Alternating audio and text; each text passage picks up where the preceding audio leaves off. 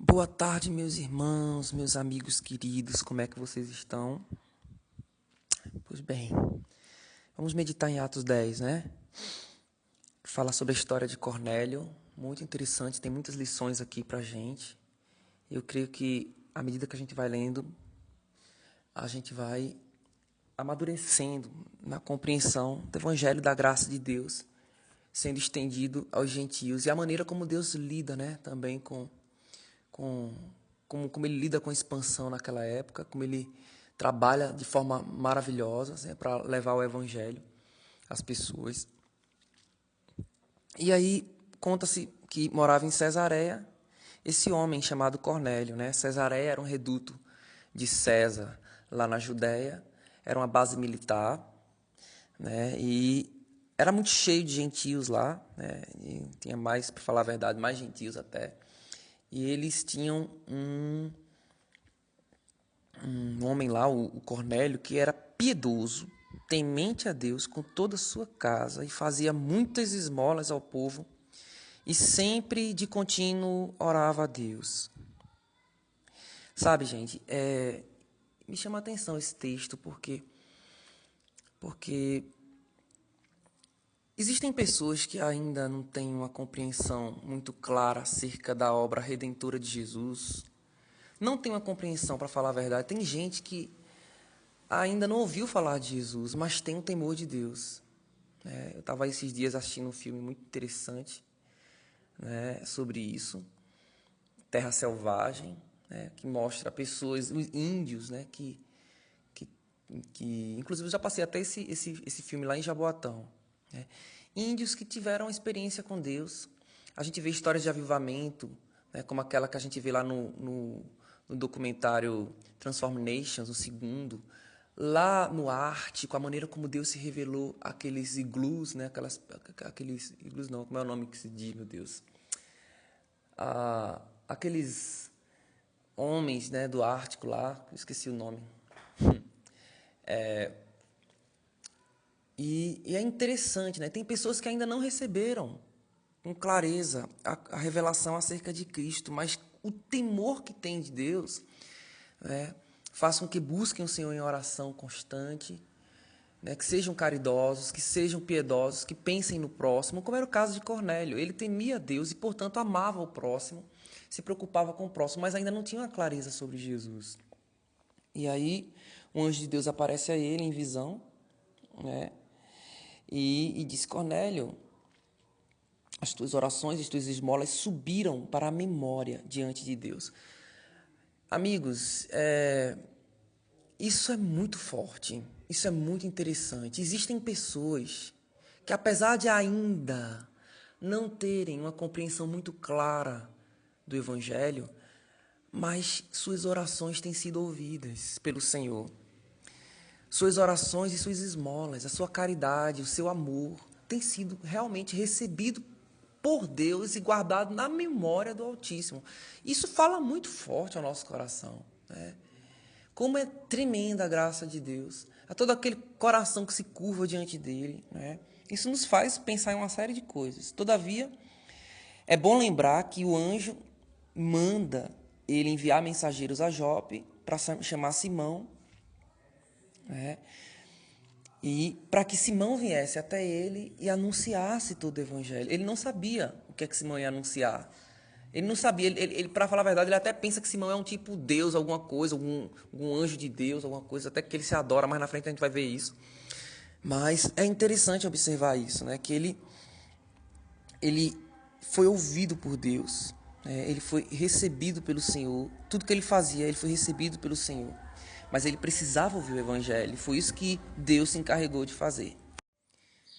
E mais alguma coisa sobre Cornélio, né? A gente estudando aqui, observa que ele foi o primeiro gentio a ser aceito, né, na comunidade primitiva dos irmãos ali primitivos. Claro, sobre a condição do batismo, né? Mas sem a necessidade da circuncisão judaica, né? Pelo menos ali no meio da igreja de Jerusalém.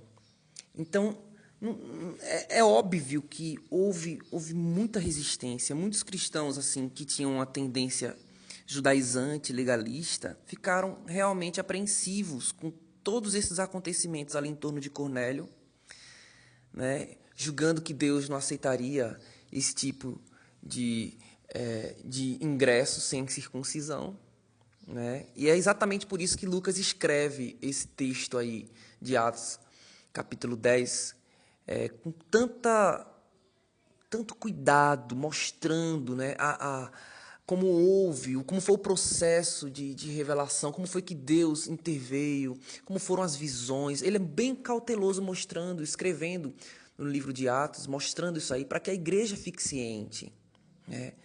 Que tudo isso aí foi uma ação de Deus. E para quebrar também todo esse paradigma forte que tinha no meio da igreja cristã primitiva. Era tão grande isso, essa pressão, né,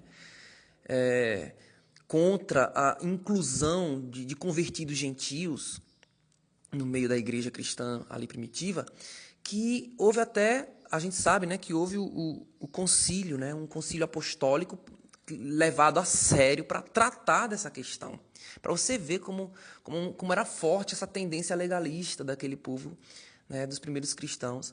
Então isso fica assim para nossas vidas como algo muito interessante, no fato de que Deus ele desestruturou, tirou todo aquele paradigma, aquele engano, né, que eles estavam mergulhados embaixo de enganos, né, com relação à graça de Deus e o evangelho da nova aliança, a nova aliança, né, e ele tira tudo isso, né, até no próprio Pedro, a gente vai ver isso aqui em seguida, para mostrar, né, que o sacrifício de Cristo é suficiente. Irmãos, isso também fala ao nosso coração, né? Toda aquela tendência ao exclusivismo, né? Isso tem que falar de alguma forma, né? De que nós somos os certos e todos os outros são errados. Essas posturas legalistas que as igrejas às vezes tomam ao excluir a comunhão com outras igrejas que pensam de uma maneira um pouco diferente, não com relação às questões centrais, mas com relação a temas pequenos e irrelevantes, né? E como essa tendência pode nos ludibriar, como essa tendência pode nos contaminar, né, ao recebermos pessoas que não são ou não fazem do jeito que a gente faz, né? Fazem de uma forma diferente. Eu acho que esse texto ele serve de luz para a gente desenvolver dentro de nós essa preocupação, né, conosco mesmo, com o nosso próprio coração, né, de não sermos legalistas, de não sermos fechados em nós mesmos, né, de acharmos que não, o jeito certo é só o nosso, meu Deus, né, e isso pode fechar nosso coração para muitos Cornélios, né, para muitas pessoas que realmente têm vida transformada e piedosa, né, que o Senhor tenha misericórdia de nós, não nos deixe cair nesse tipo de engano, né? Olá, irmãos, paz de Cristo, Saulinho, voltamos a meditar, né? Gostei muito da explicação, muito revelador realmente. E segundo o texto é o que Saulinho colocou que está em jogo. A maneira como Deus aceita as pessoas, a maneira como Deus salva as pessoas, o poder da graça, a extensão da graça do Senhor sobre as pessoas. Muito além de suas práticas religiosas, muito além de suas boas obras. Observe que havia um risco de um judeu legalista, um simpatizante do Evangelho, ver a prática de Cornélio, dar esmolas, fazer boas ações, estabelecer esse como o meio que Deus o recebeu. Porque foi isso que subiu à memória do Senhor, né? Que o anjo lhe anunciou. Foram através dessas obras aqui. Mas em instante nenhum isso é enfatizado, né, como uma premissa para ele ser recebido, senão a pura graça de Deus. Como o Solinho bem colocou, ninguém tinha chegado até ele para compartilhar o Evangelho, para anunciar Jesus.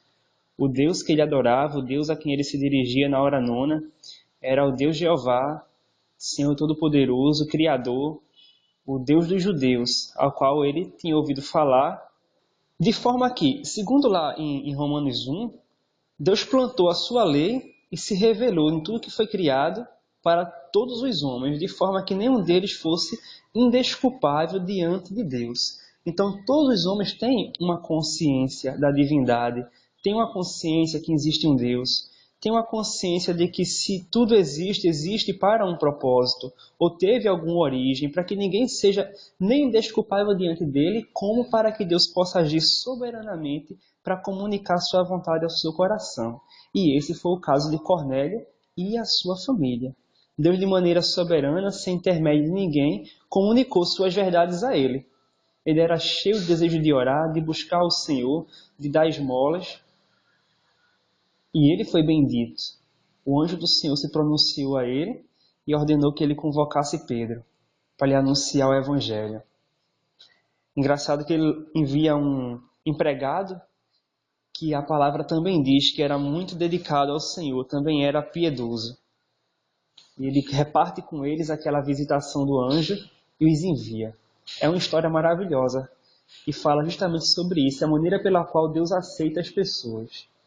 Não é pelas suas obras, não é pelo bem que pratica ou pelas esmolas que dá, mas por pura obra de graça, sem nenhum mérito nosso, mas deliberadamente o seu amor, o coração de Deus aceita e recebe, né? Aqueles que são benditos pelo seu nome. A nós compete estar sempre com o coração aberto. Estar sempre com o coração aberto. Mais adiante, o texto segue, o anjo vai visitar Pedro e o Senhor pede para Pedro não chamar maldito que o Senhor tem abençoado. A nós compete não fechar o coração para ninguém, para pessoa nenhuma, independente de como ela venha, de como ela chegue, no que ela tenha acreditado, nas suas opiniões, no que ela enxerga que seja verdade. Não devemos fechar o coração para ninguém, nem dizer maldito, que não é bendito, que não veio do jeito certo, porque Deus enviou. Deus atraía todos os dias as pessoas que iam ser salvas na igreja de Atos. A igreja deve recebê-los e deve manifestá-los a verdade. Se há algum engano, se há algum erro que necessite de arrependimento, a igreja está aí para curar, para ensinar, para instruir, para perdoar, para guiar nos caminhos retos, para ensinar a palavra, ensinar tudo o que Jesus ordenou. Mas o Senhor é que é o Senhor da salvação, Ele que é o Deus da graça e concede graça a quem lhe apraz.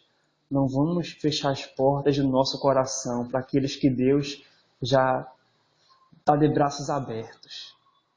Boa tarde, meus amados, meus amigos, como é que vocês estão? Pois é, vamos voltar a meditar em Atos 10.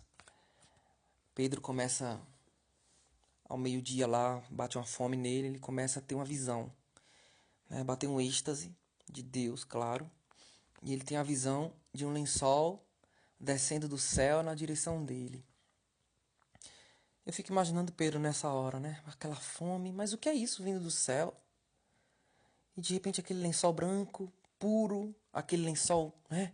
Vindo da parte de Deus, do céu, descendo. E quando ele dá de cara com o que tem no fundo do lençol, dentro do lençol, ele não sabia o que tinha. De repente ele começa a ver toda espécie de animal impuro, considerado pela lei como impuro, né? E ele diz: Não, Senhor, jamais eu vou comer tal coisa. Não, isso não é comida para mim. Eu não vou nem tocar, não quero nem saber. E aí o Senhor diz para ele: Não considere impuro aquilo que eu purifiquei, né? E essa visão se repete por 3 vezes. É incrível como em 3 vezes a mesma visão acontece, o lençol descendo e Pedro dizendo que não. Deus falando com ele: Vai, Pedro, come, come. Ele: Não, não vou comer porque eu não vou me.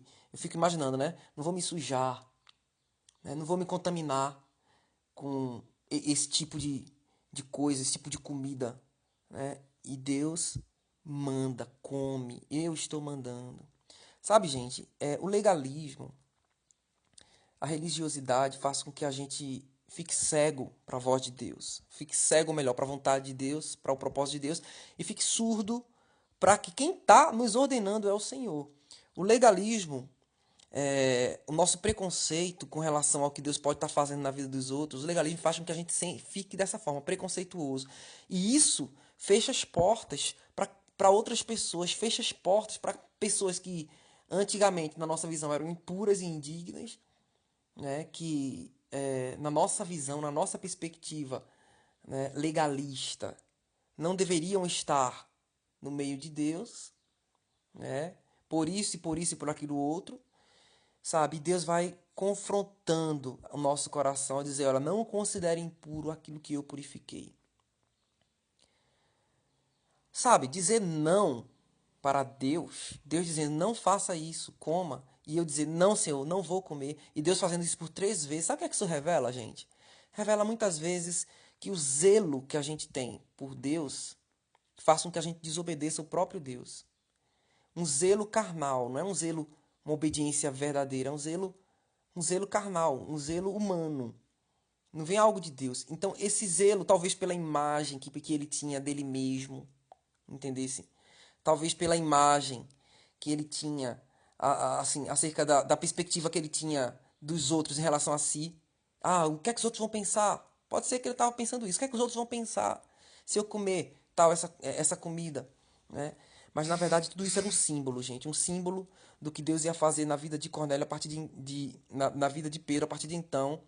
Tratando-se de Cornélio, né? Dos gentios. Que Pedro não poderia considerar impuro aquele povo que Deus purificou. Os gentios.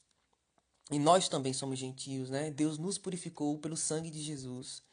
E hoje somos considerados o Israel de Deus, né? Nós somos considerados, nós, a igreja do Senhor, como povo de Deus também. Assim como o povo de Israel, nós somos considerados povo de Deus pela graça e pela misericórdia do Senhor. Então, ele não nos considerou impuro, ele nos purificou, né, com o sangue de Jesus. E Pedro começou a abrir o coração, escancarar o coração para os gentios a partir dessa visão. Gente, às vezes as pessoas querem forçar a barra sobre pessoas a fim de que umas aceitem as outras. Meus irmãos, eu quero dizer uma coisa para os irmãos de coração. Primeiramente, quem faz a obra é o Espírito Santo, quem faz a obra é o Senhor. Quando ele começa a abrir os olhos dos homens, os homens começam a mudar a sua perspectiva. Pedro começou a mudar a perspectiva, foi por causa da visão que Deus deu a ele. A gente às vezes se inquieta, mas não é por força nem por violência, é pelo Espírito. É pelo Espírito, diz o Senhor. E o seu Espírito vai abrir a visão. O seu Espírito vai abrir a visão dessas pessoas. Amém? Vamos continuar meditando, né? Se vocês quiserem participar, vamos embora. Amém! Glória a Jesus. Sabe as palavras de Saulinho. É um homem cheio da graça, né? Mas deixa eu dar uma ênfase sobre algo que eu compreendo também nessa passagem, irmãos.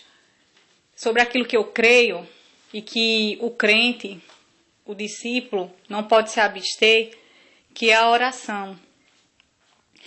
Discípulo não são pessoas perfeitas, como Saulinho mesmo falou no final, né, das suas palavras. Discípulos são pessoas que conhecem a Cristo, que andam com Ele, mas que também precisam ser aperfeiçoadas por Ele. E uma coisa que me chama a atenção nessa passagem é que Pedro estava orando. Isso eu creio. Por isso que eu falei de algo que o discípulo, ele não deve se abster, é de uma vida de oração. Isso não é algo religioso. Pedro, ele realmente era uma pessoa legalista e foi tratado em Deus em relação a isso. A religiosidade, por ser judeu e carregar com ele tudo aquilo que ele compreendia, né? E que não poderia ser modificado de forma nenhuma. Mas zeloso, né? Como Saulinho mesmo falou, zeloso até demais. Mas Pedro, quando orava, ele não estava sendo religioso. Né? Eu não compreendo assim. É uma coisa que me chama a atenção. Porque muitas vezes nós desejamos ter uma vida de oração e se nós compreendemos isso e passamos a viver isso, muitas vezes somos chamados de religiosos. Somos chamados de religiosos. Mas assim, é isso que me chama a atenção. O que é que eu quero dizer com isso? Que Deus se revelou a Pedro. Quando ele orava, ele se revelou, né? Ele tinha tirado um tempo para orar, para estar com Deus, para falar e ouvir a voz de Deus. Muitas vezes nós não vencemos certas coisas na nossa vida. E muitas vezes Deus não pode nos libertar de certas coisas na nossa vida porque nós não temos tempo, nós não paramos para orar, nós não paramos para ouvir e deixar que Deus fale conosco. Porque o momento de oração, quando a gente entra no nosso quarto, fecha a nossa porta, esse momento onde há a recompensa de Deus, né, é o momento onde o Senhor trata conosco. E foi isso assim que eu percebi também nesse momento, nessa passagem. Que Pedro, ele tinha um momento com Deus e ali o Senhor se revelou a ele. Então, irmãos, em nome de Jesus, eu quero dizer a vocês que não há crescimento no reino, nem há libertação dos seus pecados, nem da concupiscência desse mundo, se você não tiver uma vida de oração. Se você não parar um pouco para falar com Deus e ouvir a Deus. Deus se revela quando nós buscamos intimidade com Ele. Então, e a palavra do Senhor fala, né? Eu gosto muito de um versículo que diz assim, que a intimidade do Senhor é para aqueles que o temem. E quando você tem vida de oração, você demonstra que teme a Deus. Porque quando você ora, você derrama a sua vida na presença de Deus e ali você está declarando com a sua vida, com ações práticas, que a sua vida depende do Senhor. Então, em nome de Jesus, sabemos que nós não somos perfeitos, temos muitas coisas para serem ainda construídas em nós, coisas de Deus. Precisamos nos libertar de nós mesmos e deste mundo. Acho que mais de nós mesmos do que do mundo, porque muitas vezes queremos culpar sempre o diabo e as pessoas por tudo o que acontece conosco. Quando nós muitas vezes somos responsáveis, na maioria das vezes, ainda falo, que somos responsáveis por aquilo que nós erramos, que nós pecamos. Então, em nome de Jesus, entendam que Deus irá se revelar a vocês. Claro que Deus é soberano, mas nós somos instruídos na palavra a orar sem cessar, a ter uma vida de oração, de entrega. Que no nome de Jesus vocês tenham essa vida de entrega, de oração, que vocês tenham tempo para Deus, tempo para falar com Deus e tempo para ouvir. E aquilo que for preciso, que for necessário Deus revelar, corrigir, né? O que for necessário que Deus faça, Deus vai fazer.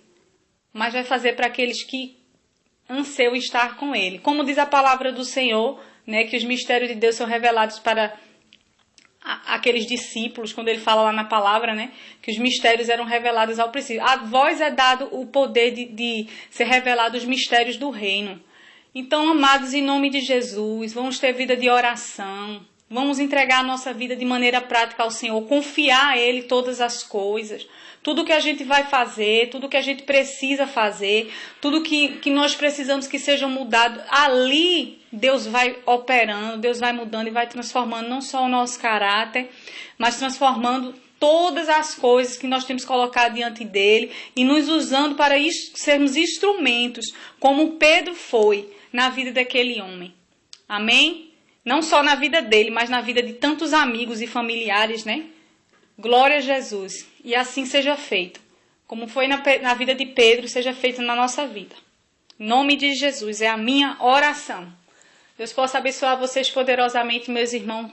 Fiquem na paz do Senhor. Que bom, a gente vai voltar a meditar, que bom.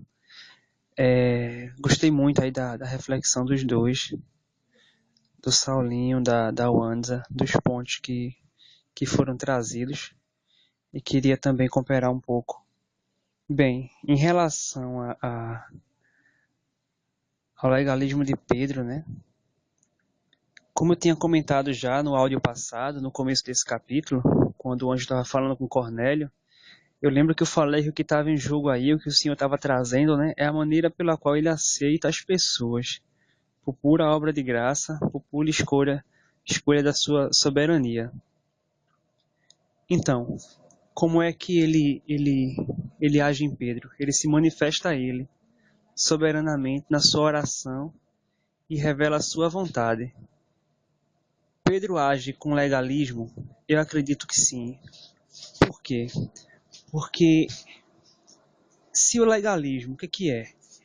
É um apego excessivo, né? A normas, a regras, apego excessivo a leis. Com que intuito? De se justificar.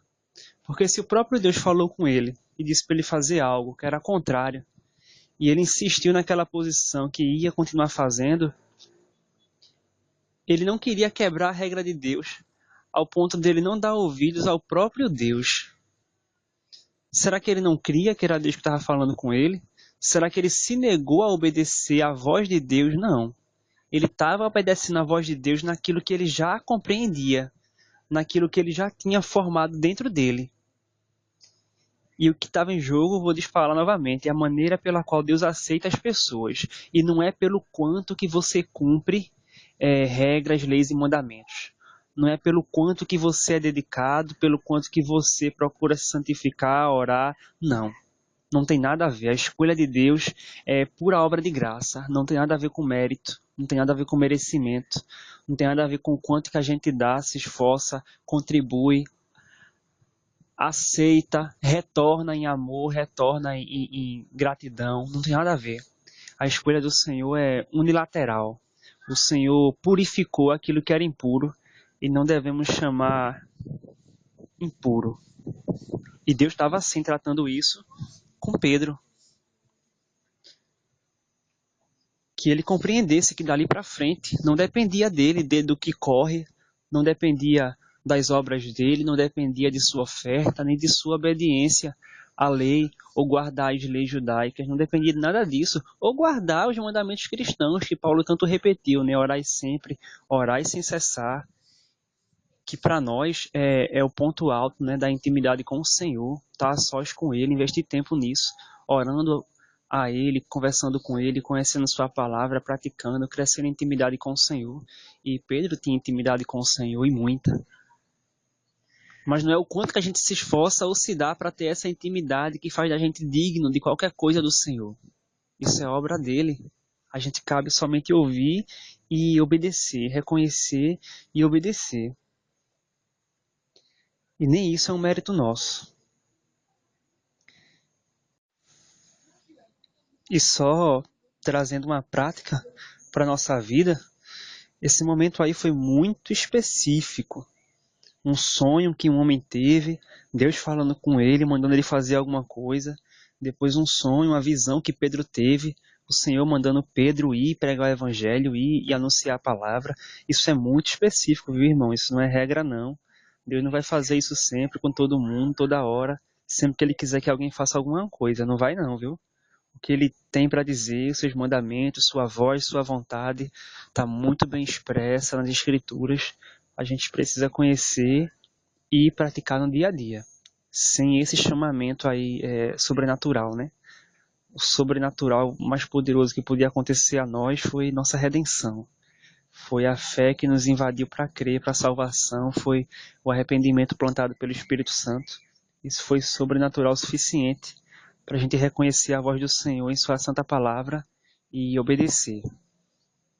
Vamos nos dedicar muito a conhecer a sua palavra, para conhecer a voz do Senhor.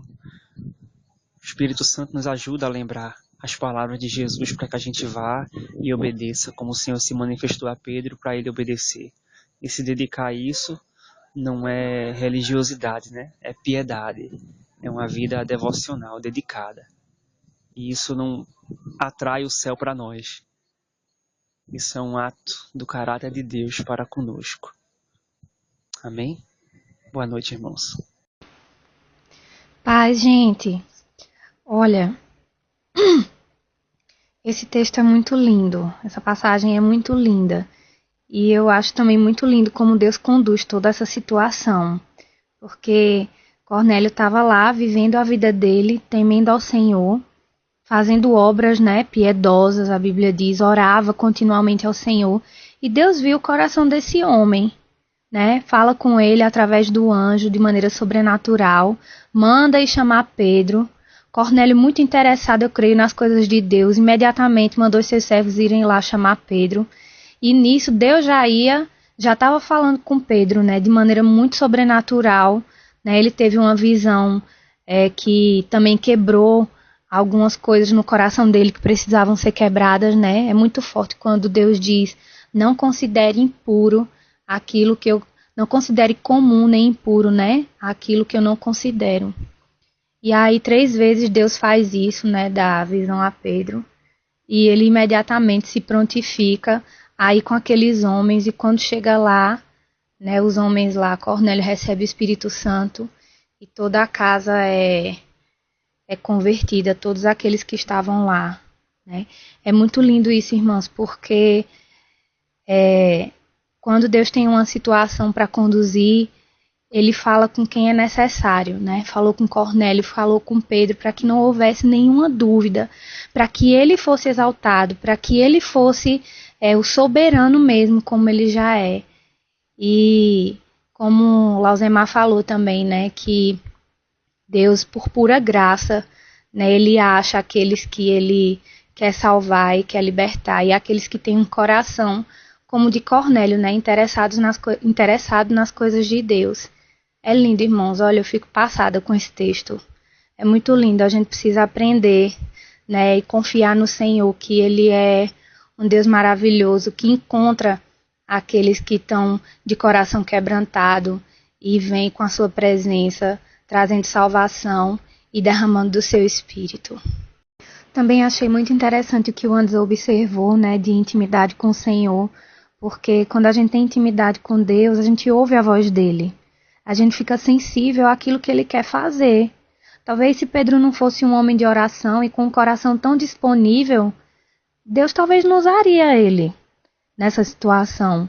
Porque, irmãos, um coração que tem intimidade, que sabe ouvir a voz do Pai, identifica a voz do Pai, né? Ouve, acredita nas coisas de Deus, apesar de Pedro ainda estar ali, né, preso àquele pensamento da lei, né, que não podia comer animais impuros. Ele abriu mão rapidamente do que ele pensava, né? E decidiu ir até os gentios, apesar de que estava meditando com Saulinho hoje à noite e ele dizendo: mas meu bem, Pedro já tinha o conhecimento, né, de que Jesus queria alcançar os gentios também, lá em Atos 1 fala, né, sobre isso.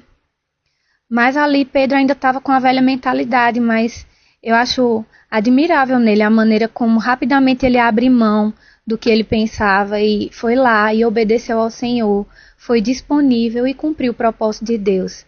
Acho que algo prático mesmo que a gente deve aprender com esse texto, colocar em prática, é ter uma vida de intimidade com o Senhor, para que quando ele fale a gente reconheça a sua voz e imediatamente obedeça, né? Outra coisa também, como eu falei no primeiro áudio, que me deixa assim muito maravilhada com o Senhor, é sua soberania em conduzir as situações mesmo. O Senhor, quando quer fazer algo, irmãos, nada impede. Ele se revela, ele fala, ele manda anjo, ele faz o que for para que a vontade dele seja estabelecida, porque não existe outro acima dele. Ele é soberano em todas as situações e principalmente com aqueles que o temem. Bom dia, irmãos, amigos. O que a Camila falou me trouxe à memória um fato. Queria compartilhar com vocês. Desculpa aí se tiver algum ruído aqui, é que eu estou no metrô, indo para a faculdade. As 3 vezes que Jesus foi a Pedro depois que ressuscitou e perguntou a ele se ele o amava. Pedro, tu me amas? E ele disse: sabes que eu te amo. Tu me amas, eu te amo. A gente já conhece, né, a tradução desses verbos. E a gente sabe que o amor de Pedro era um amor que precisava também ser aperfeiçoado. Ele amava o Senhor, mas não da forma que deveria amar, da forma como era adequado ao Senhor. E Deus não desistiu dele, Deus estava aperfeiçoando ele com aquelas perguntas. Por 3 vezes Jesus foi a ele, e por 3 vezes ele não deu a resposta que é satisfatória. Ele disse: eu amo, como amigo, como irmão, mas jamais como Senhor, né? Como alguém a quem ele daria a sua própria vida. E o Senhor foi lá e aperfeiçoou ele. Da mesma forma agora, ele tinha uma revelação da maneira como ele deveria agradar a Deus, da maneira como ele deveria ser aceito por Deus, da maneira como ele deveria cumprir a vontade de Deus, e por 3 vezes o Senhor vai a ele em visão e confronta isso nele, até que ele cai em si. O Senhor corrige e o Senhor comissiona.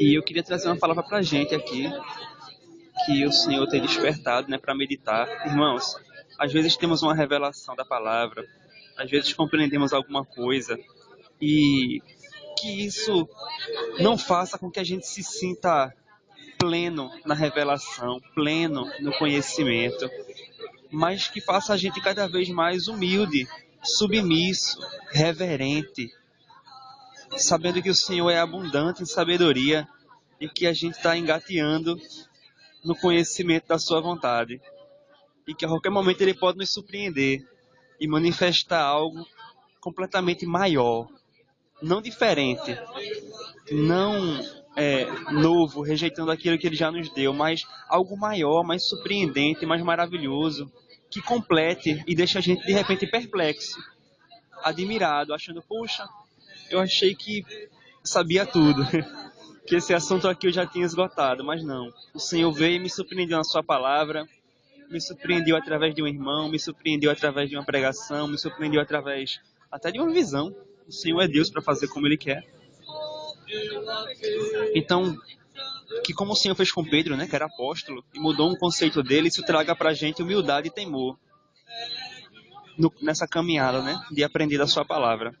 Tenham um bom dia a todos, irmãos. Gente, paz. Mais uma vez eu fico impressionada com Pedro. Apesar de ter sido tão difícil com Jesus, né, no tempo que Jesus andava com eles, mas quando Pedro recebeu o Espírito Santo, ele realmente foi transformado pelo Senhor. E como eu disse antes, a mente de Pedro ainda estava com algumas raízes, né, da lei, do judaísmo. Mas eu acho incrível, irmãos. Olha, eu sei que Pedro teve muitos defeitos. A gente vê em várias passagens Pedro tendo atitudes erradas, mas nessa eu tenho que tirar meu chapéu para ele. Olha que lindo, né? Ele diz no versículo 28, vós bem sabeis que não é lícito a um judeu ajuntar-se ou chegar-se a estrangeiros. Que era assim naquele tempo, né? Os judeus eram bem exclusivistas. Mas olha o que ele diz. Mas Deus mostrou-me que a nenhum homem devo chamar como um imundo, pelo que sendo chamado vim sem objeção. Então, ele obedeceu completamente à voz do Espírito Santo e abriu mão do seu coração, das suas convicções antigas, para receber o novo de Deus. E eu sei, irmãos, eu me coloco nisso também. A gente muitas vezes é um odre velho. Nós precisamos ser um odre novo, né? Deixar o Espírito Santo nos conduzir. Amém? Outra coisa também que me chama muita atenção é Cornélio. Ele sabia que Pedro ia vir e ele chamou os seus amigos íntimos, reuniu toda a sua família, porque ele não queria Jesus só para ele não queria Deus só para ele. Ele convidou aqueles que ele convivia, né, o seu oikos, seu centro de convivência, né, as pessoas que conviviam mais próximas com ele, e ele foi um canal para que essas pessoas também recebessem Jesus. E eu fico impressionada também com os irmãos de se alegrarem com o mover de Deus. Os outros, né, que vieram com Pedro, eles disseram, não tem como a gente fazer nada, é o Espírito Santo que está conduzindo, é Deus que quer os gentios. O que é que a gente pode fazer diante da vontade de Deus, diante do que Deus tem para nós? E muitas vezes nós temos que nos esvaziar das nossas convicções, do nosso pensamento, tantas vezes arraigado, para receber o novo de Deus. Porque vinho novo só se põe em odres novos. Irmãos, foi isso que Deus falou no meu coração. São essas duas coisas que eu quero chamar a atenção, mas é claro que eu quero ouvir vocês também, que eu quero aprender. Certamente vocês têm muitas coisas desse texto rico, né, para nos abençoar, e eu quero aprender também. Aleluia! Ah, irmãos, como precisamos buscar essas experiências com o Senhor. Estou sem conseguir parar de ler o texto. Muito tremendo. Precisamos muito, irmãos, ir além da letra. Precisamos buscar experiências com o Espírito Santo. Sei que todas devem ser baseadas na palavra, mas nós precisamos romper. E eu digo isso, precisamos assim, dizendo eu preciso. Às vezes a gente diz precisamos quando a gente quer dizer eu preciso. Eu confesso a vocês, irmãos, e é muito tremendo como o Espírito Santo trabalha.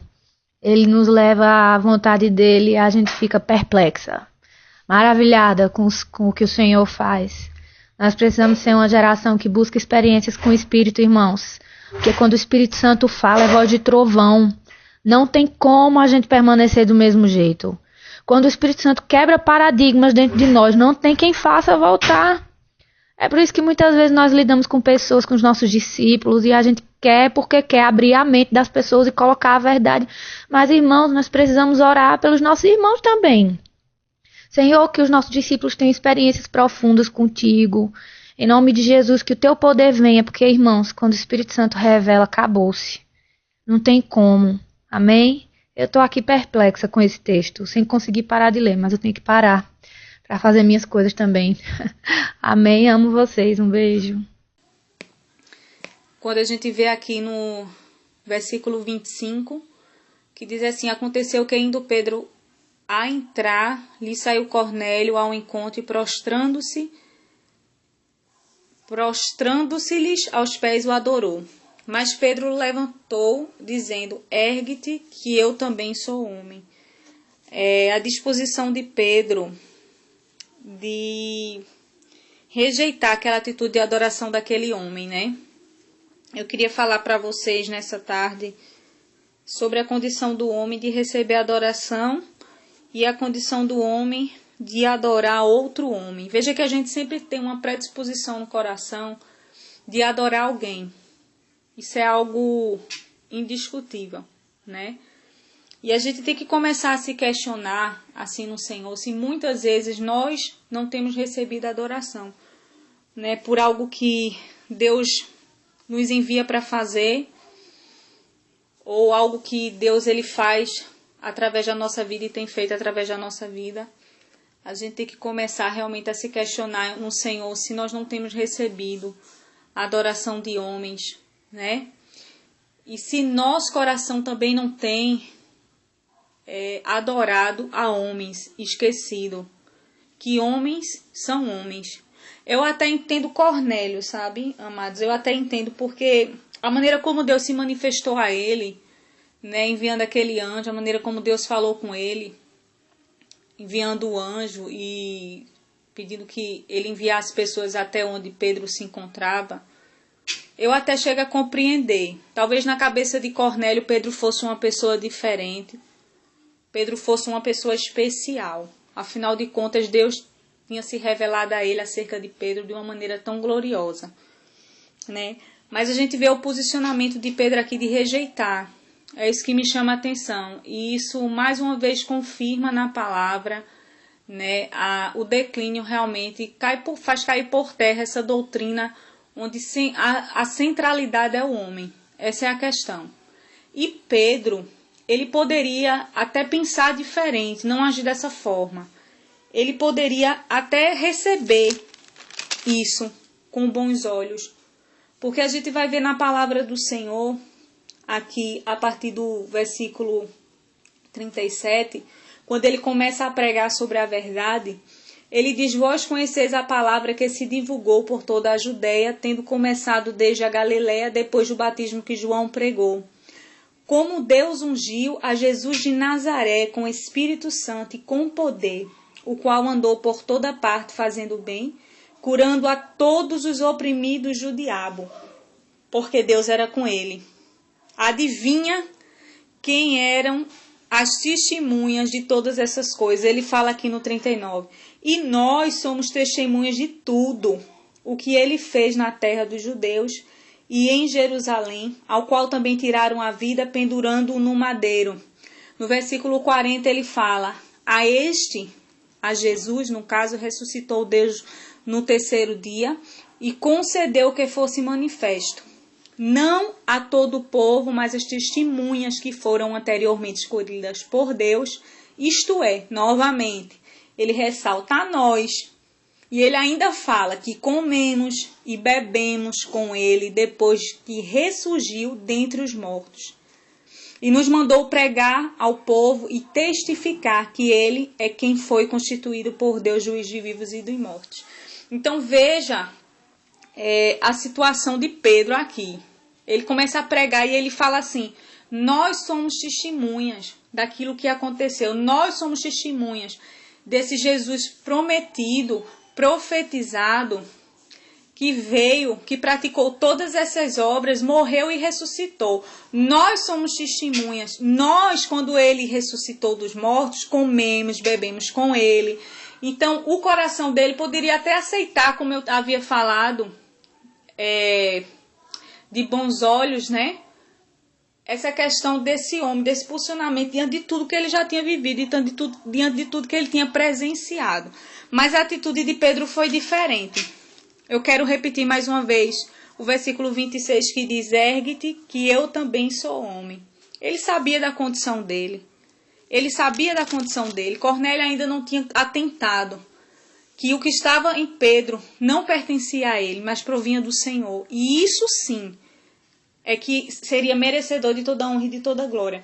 Mas Pedro sabia da condição. A gente consegue verificar isso não só em relação a Pedro, não só nesse momento, como em outro momento, quando ele cura um coxo.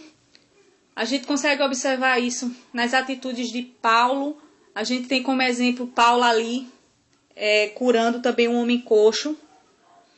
Logo no versículo 14, que a gente vai ler logo mais adiante, naquela cidade de Listra, quando aqueles homens também vão adorar a ele, tem eles por deuses e eles novamente têm essa mesma atitude, dizendo que são homens sujeitos ao mesmo sentimento. Então nós precisamos aprender que o nosso coração tem que ser guardado no Senhor. Nós não aceitamos nenhum tipo de adoração, por mais que o Senhor possa agir através da nossa vida ou falar através da nossa vida acerca da sua verdade, como também nós não podemos adorar aqueles que nós compreendemos que são usados por Deus. Nós precisamos guardar o nosso coração nesse sentido, porque a centralidade do Evangelho é Cristo. A centralidade do Evangelho é esse Cristo poderoso e ressurreto. E isso eles tinham muito forte em mente. Muito forte em mente. Eles compreendiam isso, né? Então, assim, eu acho tremendo, né, essa atitude deles, como eles de fato haviam se convertido. A gente vê, eu já havia falado anteriormente acerca de uma passagem, né? Como eles haviam se convertido de fato. Porque muitas vezes Jesus volta e meia tem que parar e com toda a graça e paciência do mundo escutar eles discutindo quem era o maior e o menor no reino. E ensinar a verdade, ensinar que eles não eram maior ou menor, mas aqueles que queriam ser o maior deveriam servir. E com toda a paciência do mundo escutando Pedro: Senhor, se tu quiseres a gente orar agora, e o Senhor manda antes para consumir todo mundo. E a gente vê realmente atitudes de conversão desses discípulos. Gostei muito quando Camila falou, né? Eu não sei se foi aqui nesse grupo ou foi no outro, que nós não somos chamados para ser evangélicos, nós somos chamados para ser discípulos. Então, se nós temos eles como referencial, eles que andaram com o Senhor, eles que foram testemunhas vivas daquilo que da obra, né, tão gloriosa de Cristo, da sua vida e da sua obra, eles que comeram e beberam após a ressurreição desse Deus tão poderoso, o coração deles tinha esse entendimento. Imagine o nosso, irmãos, porque é um privilégio, irmãos, tremendo. Que privilégio de Pedro e dos outros discípulos poder estar com aquele que havia sido prometido, estar com o Senhor, com Deus, Criador dos céus e da terra, andando com Ele, compartilhando da verdade, recebendo o reino inaugurado por esse Deus tão poderoso. Então o coração deles poderia se encher, eles que estavam ali comendo, mais uma vez eu falo, e bebendo com ele na mesa. Que privilégio, irmãos, que privilégio. E eu vejo muitas vezes a gente não chega nem tão perto desses irmãos, nem tão perto assim da obra que eles fizeram. E nós queremos receber adoração, nós queremos dar a nossa adoração. Eu quero dizer a vocês nessa tarde que o Senhor é digno de toda honra, de toda glória e de toda a nossa adoração e louvor. Isso é uma verdade. Que nós possamos realmente guardar o nosso coração, guardar verdadeiramente, porque muitas vezes nós podemos falar com os nossos lábios, mas o coração está distante de Deus.